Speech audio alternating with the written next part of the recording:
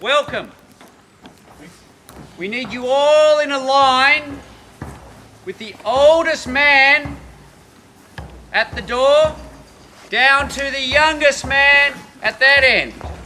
I've been doing this work for 25 years and probably for about 22 of them, it's been a real struggle. And the last 3 years, something has changed.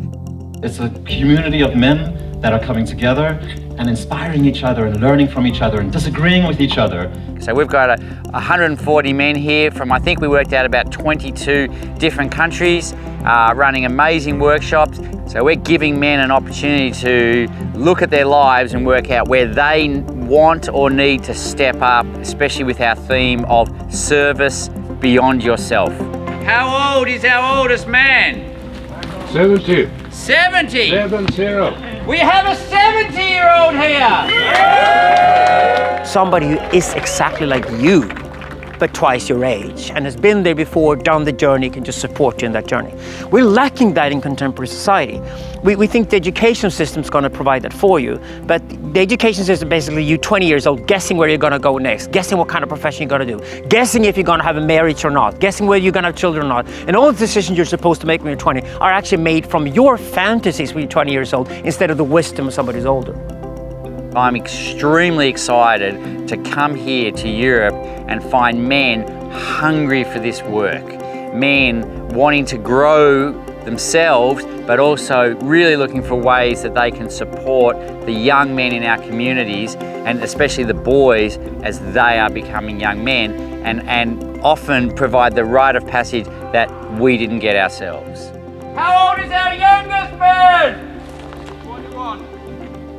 21? Yeah. We have a 21-year-old here! So the work here is all about teaching men to respect and admire men that are different from themselves. So you can admire somebody for a gift or a talent he has that you don't have. And that is incredibly important to then go into a collaborative mode between men. So we have an opportunity to make a shift. For some of us, it'll be a bigger shift.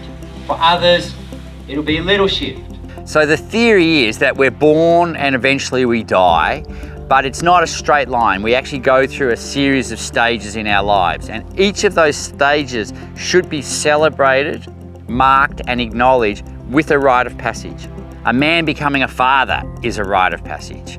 A father becoming a grandfather is a rite of passage. A rite of passage is a transformational process that helps a person move from one stage of their lives in a healthy way to the next stage.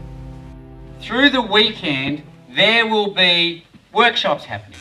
I'm going to do a workshop where you get to experience trust with other men, not just intellectually or emotionally, but on a physical level. What is a good man?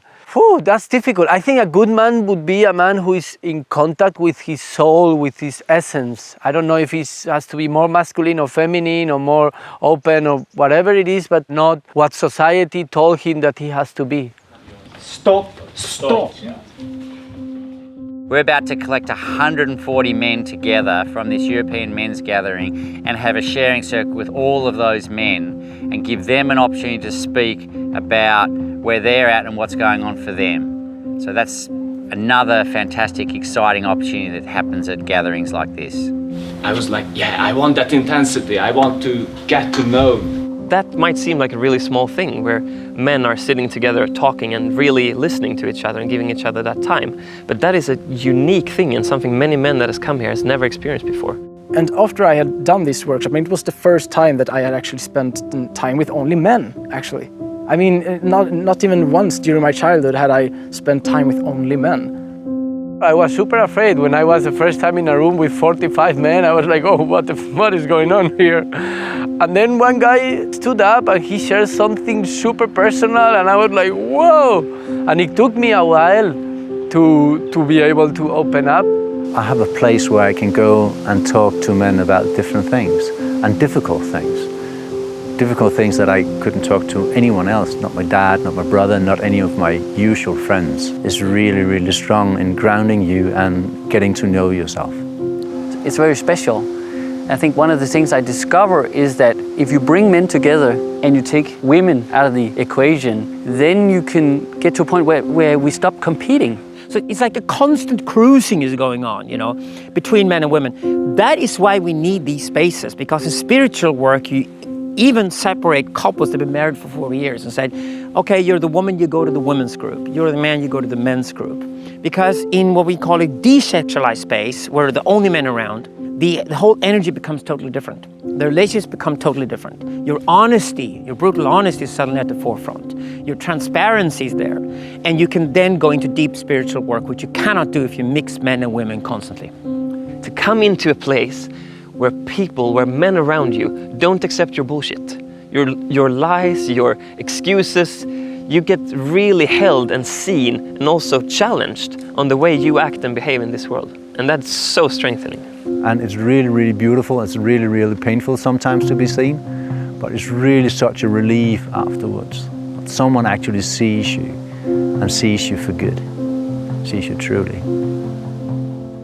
What we're going to do is wander around the room and introduce ourselves to people we don't know. There is so much love in between men, even though they sometimes look scary to me. That feeling like overwhelmed me. So since then I have been really interested in men's work. I think that's a good thing, no? That no one's gonna force you to do anything that you don't want.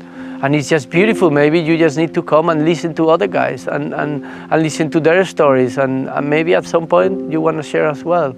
I didn't feel comfortable with other men. I always spent more time with women, and I was more comfortable with women. I've been having a great life, but I lacked self-esteem, and I knew it almost every day a little bit, I think. I had lost myself completely. I was like 19 years old, never had a girlfriend. The computer games was all I was. We are more used to being in the bar, drinking beer and watching football. And this is a little bit more challenging and more confronting with your own things. I also love to overcome challenges. Yeah, so I am here to challenge myself and to get inspired to grow further. I mean, you never stop growing. It's time for us to move. It's time for us to get going. It's time for us to do something into the world. It's something that I need in order to live my own life, improve my own life, but it's also something that I think we need as a culture and as a society. Life is much more than we have been told, and we can feel our emotions and we can open up and we can really enjoy the presence of other men. And it's something so healing for ourselves and for society and for women and for everyone. For me, it was beautiful to come into a place where it's really vulnerable, honest, and we try to make each other the best man we can be. And that's not imposing a structure of how a man must be or do, but it's helping you to find your best version of you can be. So this is not about creating men's groups that, you know, bang shamanic drums and yell as much as they can and pretend they're all rugby players or something like that. This is about being modern men, coming here with their full personalities as they are today. You're not supposed to change who you are. You're supposed to take who you are as a modern man with you into this environment and then start relating to other men. I think that's where we arrive in the best possible place.